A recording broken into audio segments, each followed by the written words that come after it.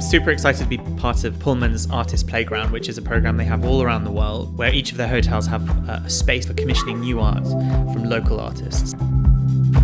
The idea is that you walk up to the hotel, you walk through the doors, and you are hit, bam, in the face with this like super fun, very, very colourful world that fills the lobby, that kind of draws you in. But then there are these very, very strong, large elements which pull you through.